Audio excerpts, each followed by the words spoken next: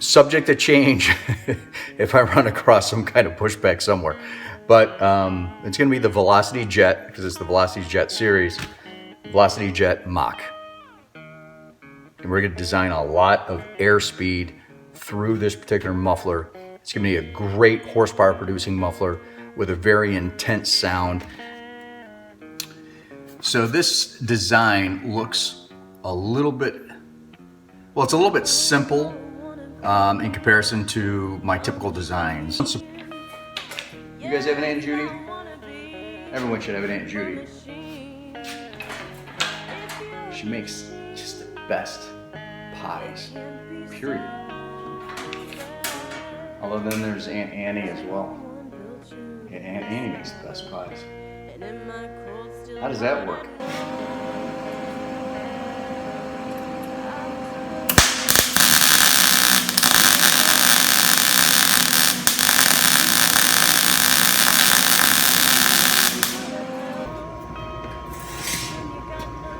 So right there, you should be able to see the pattern is now traced over to the metal, and we'll be able to now fabricate those pieces and components and weld them to the base plate. Hey YouTube, thanks for making it through the first episode of that race muffler build, and I think you're going to enjoy the second episode for sure. So it gets a little bit more interesting, you know? Like this. So next we got to next we got to create the components that are each one of these baffles. So we have to get these dimensions, lay them out one-dimensionally and flat on a piece of sheet metal so that we can cut them out. That's the next step. For those of you that are a little bit more interested in the welding side of things, all we're using is a Lincoln Electric SP135T. It's a small 110 volt unit that you can plug into any outlet in your garage. So they're pretty handy to use. The technology's come a long way. Back in the day, I'd only use a 220 welder because, well, the 110 welders just didn't get it done. But the newer technology, it's come a long way, and you really can do quite a bit with a 110. Now, shielding gas that we're using is a blend, I think, of argon and, let's see what it says here. Yeah, blend of argon and 25% carbon dioxide. And right now the setting that I'm using, this happens to be 18 gauge steel. A lot of times we'll make these in 16 gauge, but there's a little bit more of a resonant note in 18, and when you're dealing with the smaller mufflers, 18 is perfectly fine, and weight savings always matters. So we happen to be using a number 4 setting on wire speed feed and C as far as arc bolts. So for those of you who would like to know, there's the info. Now the easiest way for me to create the baffles, and I keep it really simple, and here's how I do it. I'll just take a piece that I try to get fairly straight on the edge. Grab a pen here to mark with. Good old trusty Sharpie once again. And I've already measured, and we know that our inlet and outlet are 3 inches. So we just want to be able to make a baffle the same height so that it's fairly easy to cap. We can go a little bit taller than 3 inch, and sometimes that's not a bad way to go. It'll give me more volume in the muffler. And I think I might just go 3.5 because of that very reason. So 3.5 is going to give us a little bit more volume, a little bit more tone. Pull out a little bit more of that bass component that we all love and enjoy with a V8. So we're just going to mark off 3.5 across the board. And then we'll use a straight edge. We'll use a straight edge and we'll draw a straight line right down through here. And we'll take it over to the the open throat shear, and we'll try and cut this as straight as we can.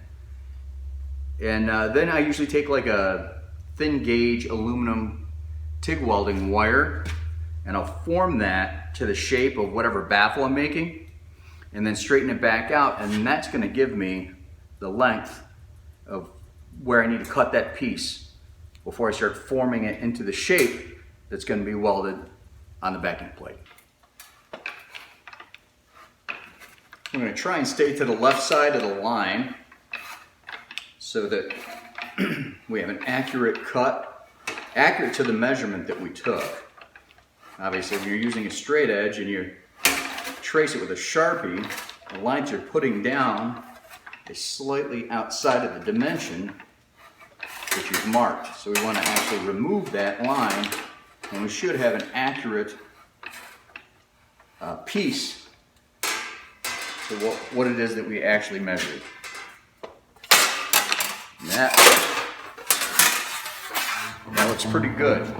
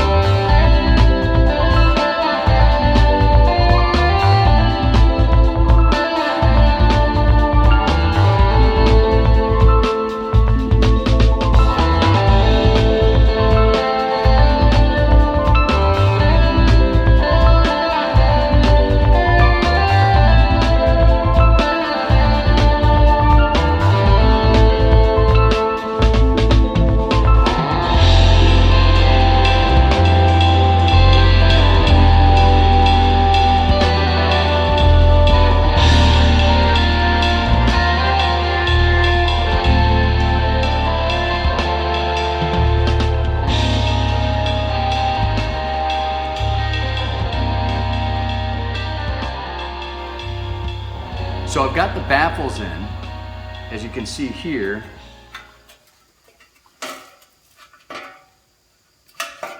You see that okay?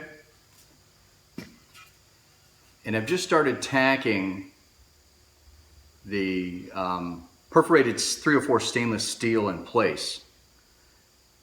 And now I'll take the stainless steel packing material, we'll put that in. First I'll put the outside wall in so I can kind of sandwich it in between. And the baffles are in place, they're all welded in. We have our tulip for our anti-reversion, and our 2 sets of baffling that we needed internally.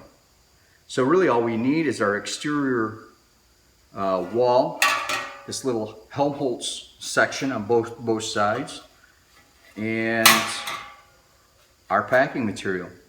There's some additional tacking that needs to be done on this. So let's go ahead and get that taken care of.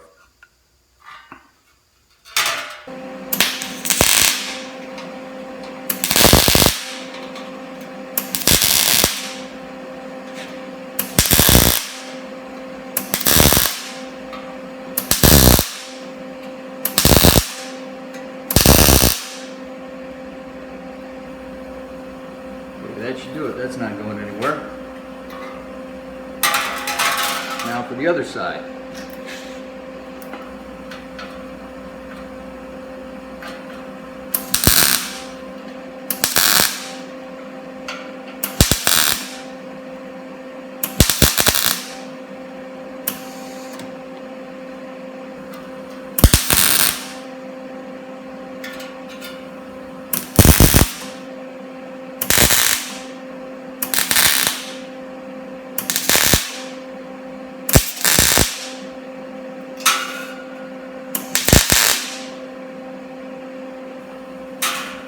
we go. That's in there. It will stay in there permanently. Well, folks, we are getting close now. So there you go. We've got the baffles in there. We've got our perforated section for our resonator. A couple of Hertz traps. We have a Helmholtz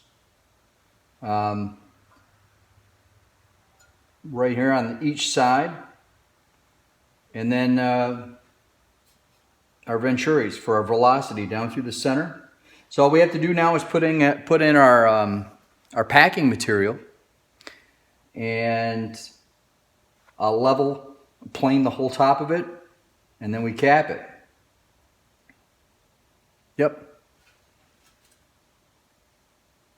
Pretty cool, huh?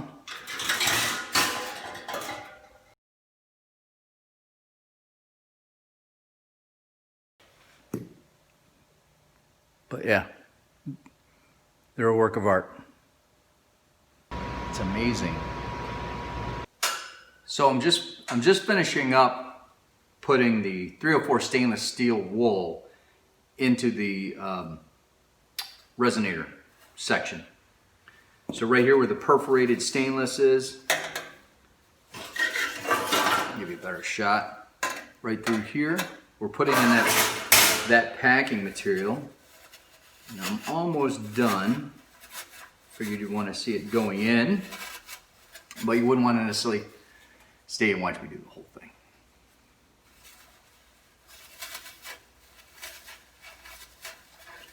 There's a little bit of manipulation that has to take place. It likes to snag on the edges of the perforated stainless.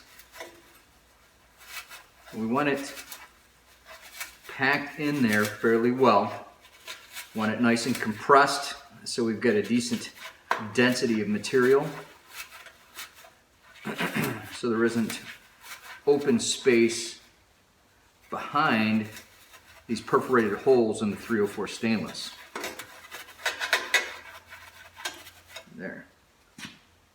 That's good.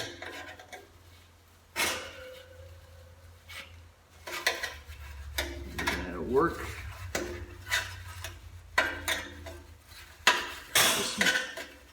Just some final housekeeping there, trying to keep everything kind of inside nice and neat, which is not an easy thing to do with a stainless steel hairy creature like this. I'll bring it in a little bit closer so you can see. And there you have it.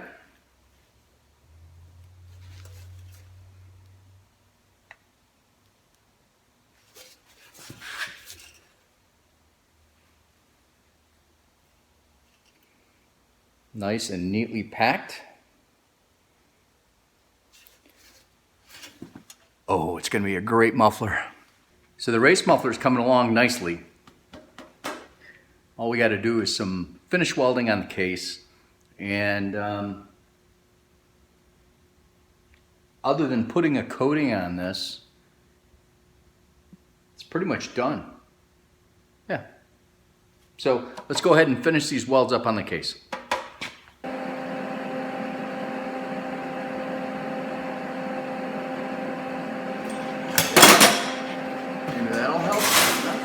Going on, but we're going to figure it out.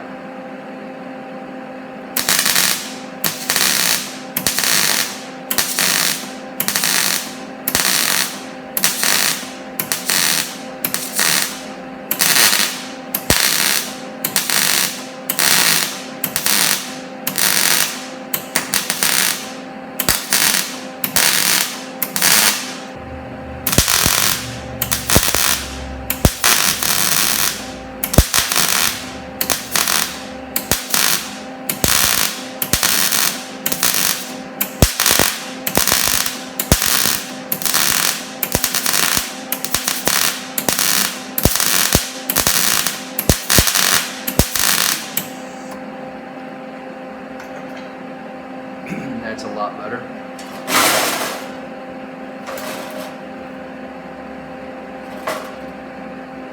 Some of this I'll grind down and fix, but that's pretty good for now. Okay, so we've used the DA, or the orbital sander, and we've taken, well, we kind of rough sanded it with 36 grit, just to knock down a little bit, the welds a little bit, and not trying to make them transparent as much as just knocking them down a little bit so there's no significant raised edges on it, that's all. And then we went to the DA, or the orbital sander, with an 80 grit, and then after the 80 we went 180, and then we finished with 360. And this is what you have after the fact. And we are going to now use an etching primer to acid etch this metal. And this actually has this is a self-etching primer that has zinc in it, so it gives itself up.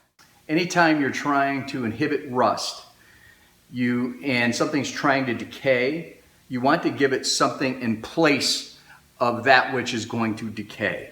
And the zinc takes the place of that. So the acid etching or self-etching primer, what the acid etch is for is the acid bites right into the metal and creates a very strong bond, a much stronger bond than a top coat or an epoxy or etc. So I always like to start with an etch primer first and then bond to that etch primer with whatever, mid coat or top coat I'm going to be using. In this case, it's going to be a single stage, I think I'm going to go with a single stage polyurethane enamel, just because I have a lot of it in the cabinet left over from a number of paint jobs that I've done over the years. And hey, we'll just mix something that will look decent, if not exceptional. Sometimes you get lucky. No, we'll figure that out. It all comes down to what it is that I have in the cabinet. Yeah. So with that said, let's put an acid etch primer on here, which will protect this bare metal overnight as it sits, because yes, I have to go home. All right, let's knock that out.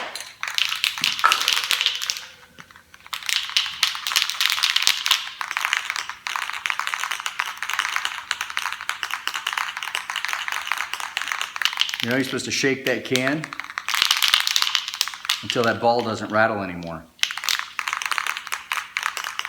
And if you believe that, you're going to be there a very, very long time.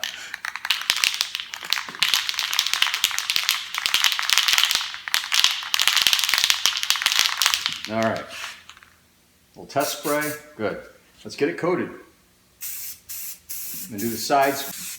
And this has kind of an army green to it. Funny story. Back when Sherwin-Williams, aka Martin Sr., a number of different brands, designed their final wash primer and acid etch primers, it was under government contract, and they just never changed the color, and it's kind of become the industry standard for, if it's an acid etch primer, it has a tendency to be this army green because everyone identifies with that. True story. There we go, and that's a nice flowable wet coat.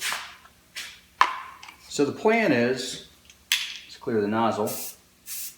You're supposed to do that, right? If I don't,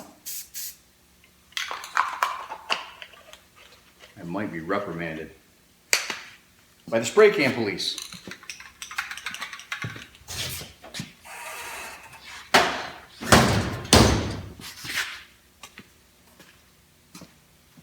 Okay, we're going to let this set up and cure overnight. And first thing in the morning, I'll come in and I'll DA this down once again. Probably etch prime it one more time. And then we'll get this thing top coated. Yep, and then this muffler is done. Unless I want to do something special as far as the connections go. But I haven't decided yet. So we'll see. Have a good evening.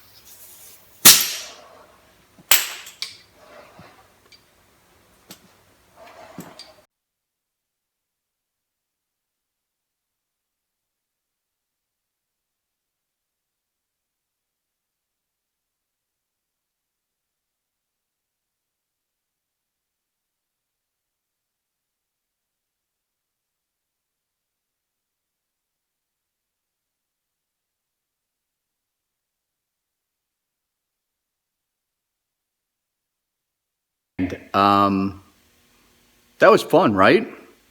I thought so. It was fun for me anyways. Hopefully it was fun for you to watch.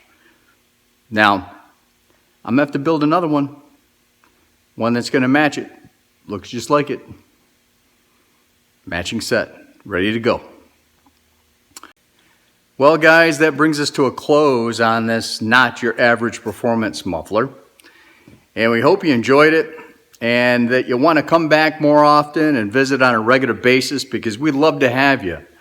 Don't forget, we're trying to grow the channel, so if you have any friends or maybe not friends, but you think they might be interested, feel free to share and forward this video.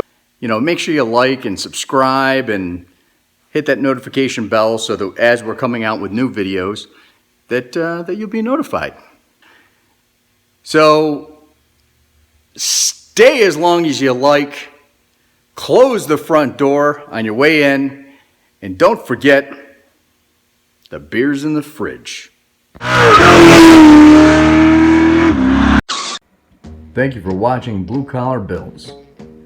Stay as long as you like, and don't forget, the beer's in the fridge.